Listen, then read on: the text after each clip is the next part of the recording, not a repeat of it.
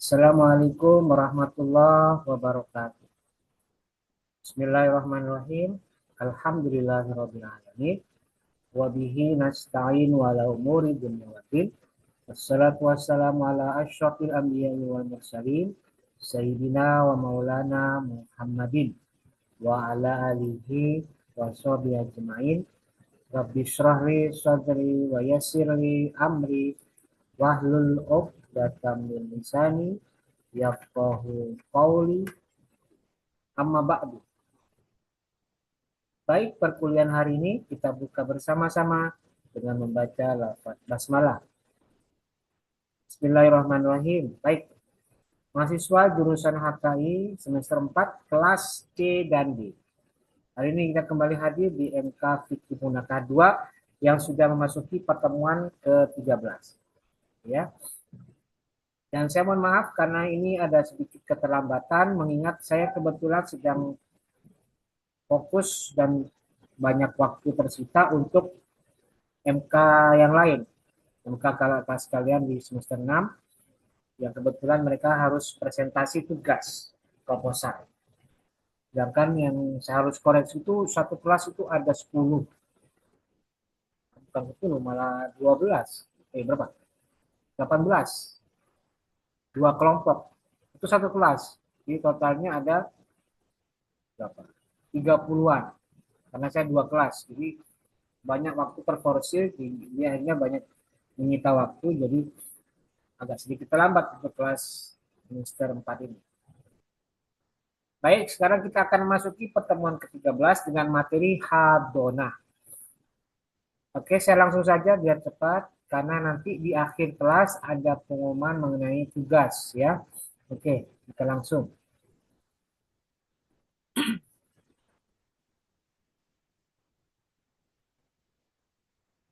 Nah, ini dia ya, hadonah.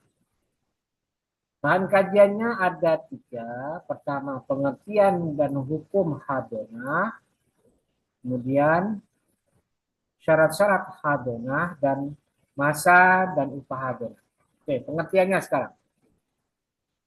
Hadonah adalah lughatan ma'khudatun minal khudni atau al-khidni wa huwa al-jambu. Secara bahasa hadonah itu adalah al-khudnu atau al-jambu atau samping. Maksudnya samping itu adalah ya orang atau sesuatu yang berada di samping. Jadi hadonah itu mendampingi artinya. Itu secara bahasa. Sedangkan secara syar'an dia tarbiyatul waladi liman lahu hakul hadonati. Itu orang yang diminta untuk mendidik seorang anak. Orang yang memiliki hak untuk mendampingi dan dia diminta untuk mendidik, mengasuh, menjaga.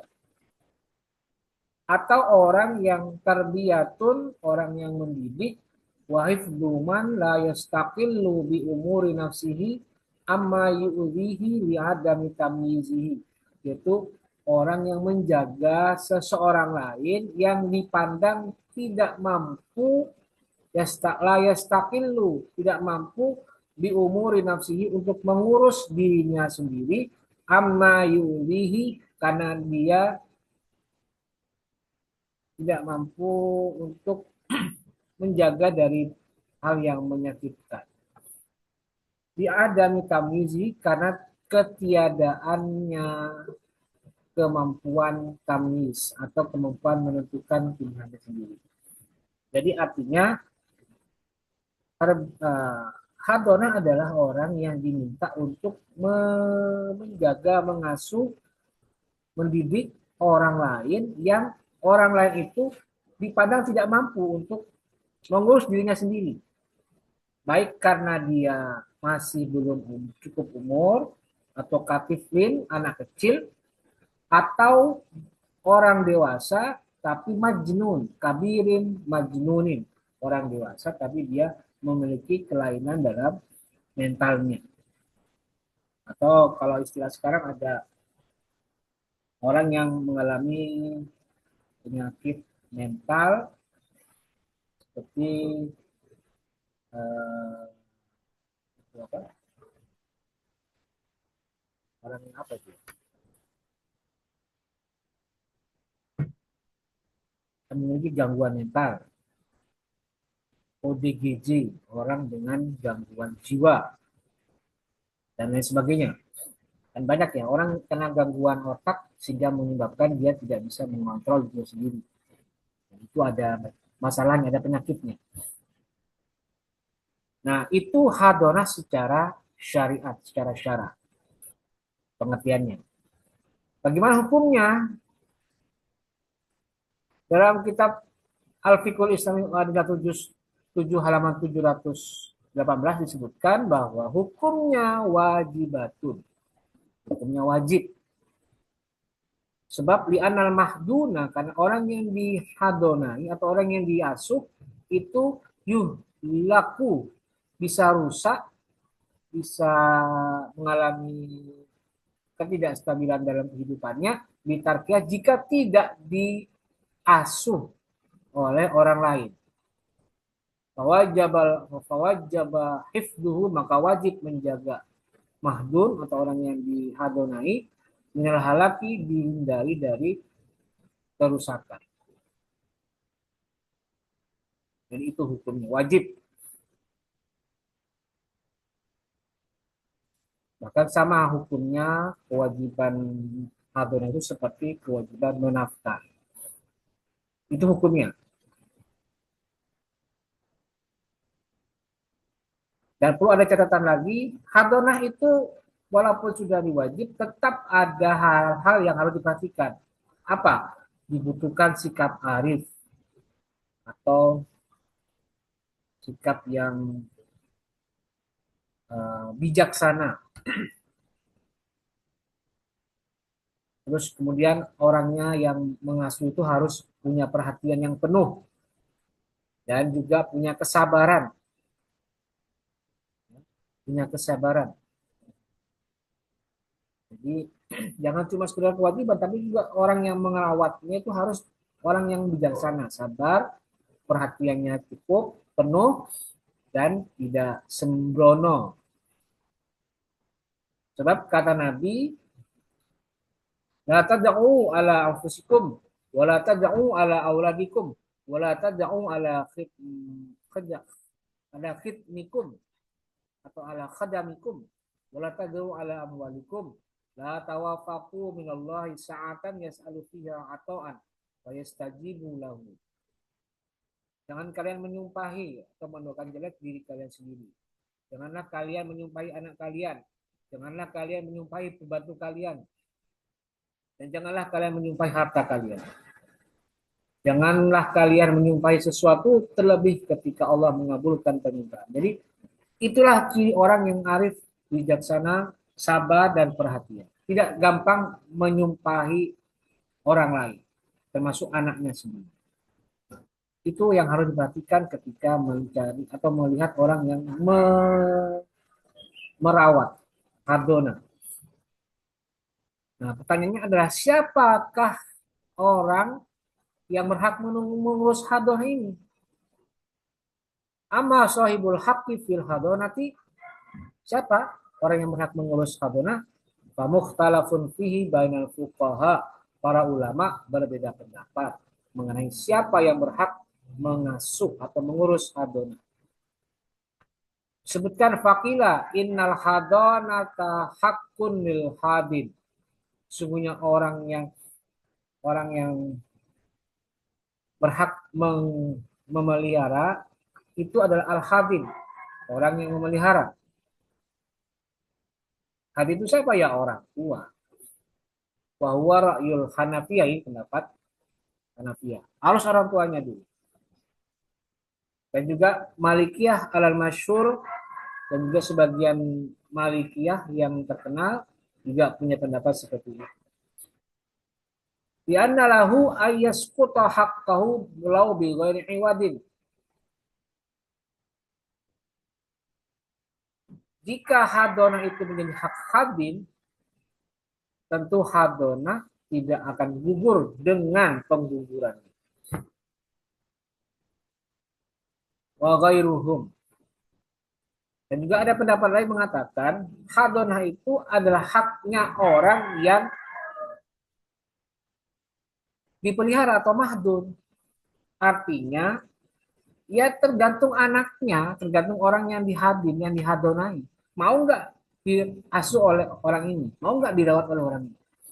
Kalau si anaknya mengatakan tidak mau, tidak bersedia, ya sudah berarti gugur hak dari hadin tadi tanpa ada kompensasi.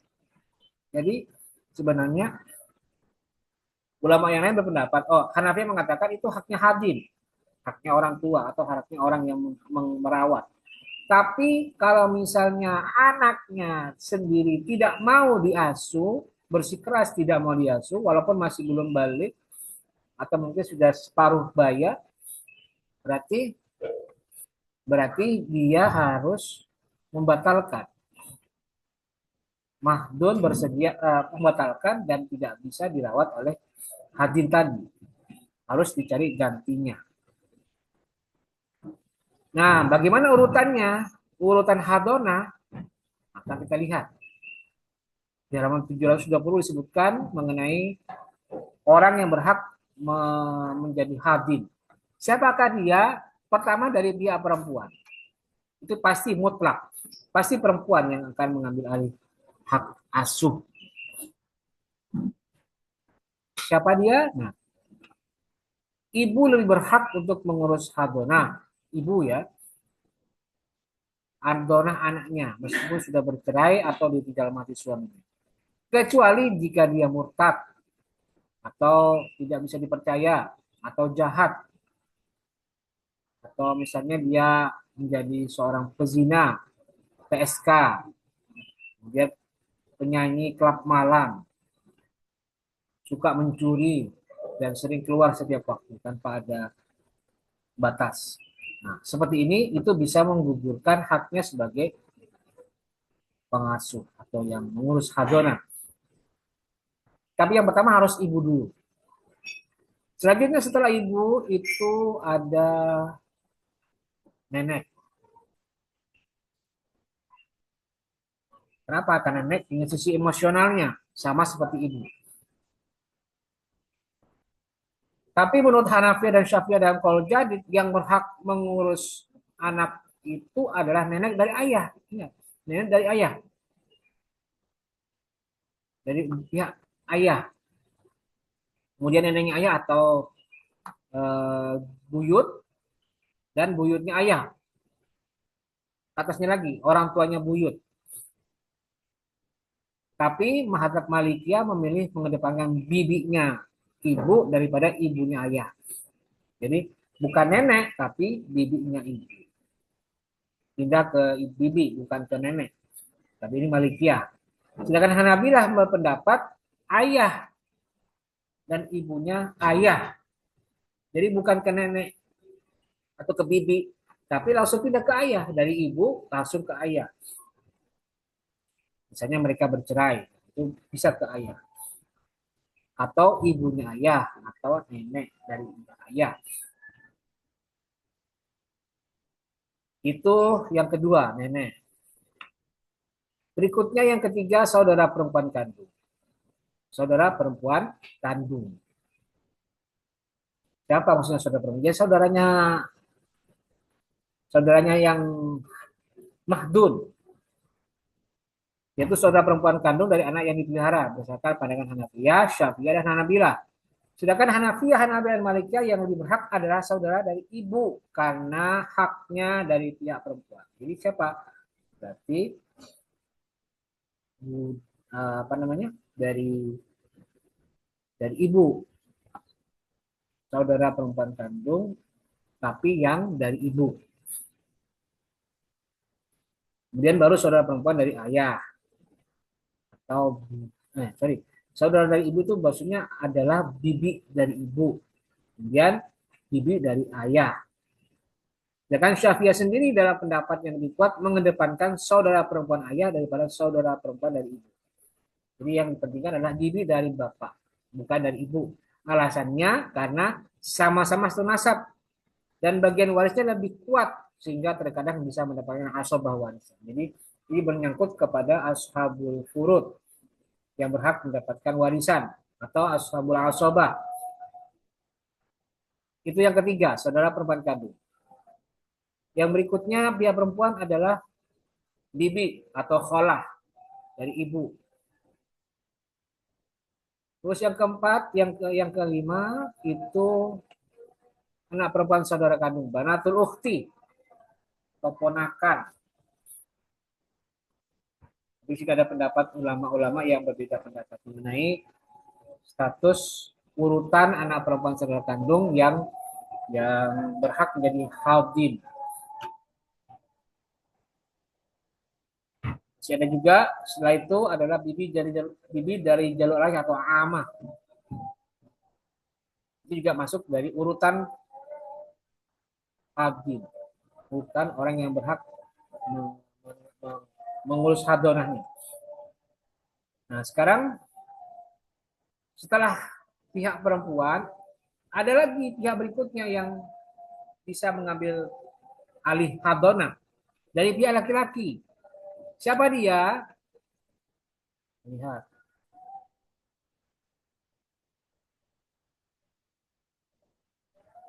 Jika anak yang hendak dipelihara tidak memiliki kerabat wanita yang berhak memeliharanya, seperti yang urutan tadi, hak mengasuh dan memelihara dilimpahkan kepada kerabat laki-laki terdekat sesuai urutan bagian warisnya mahram.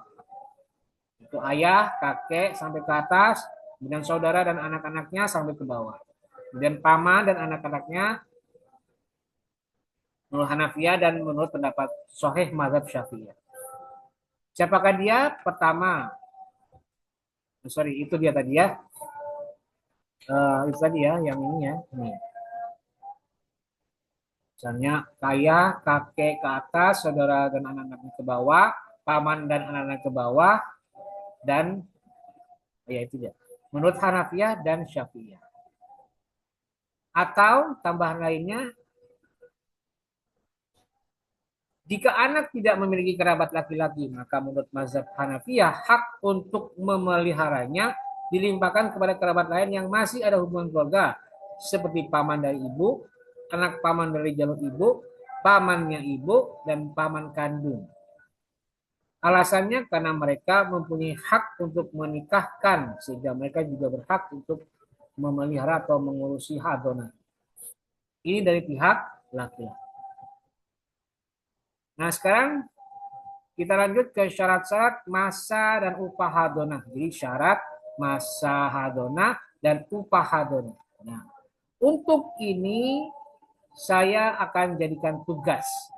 Tugasnya apa?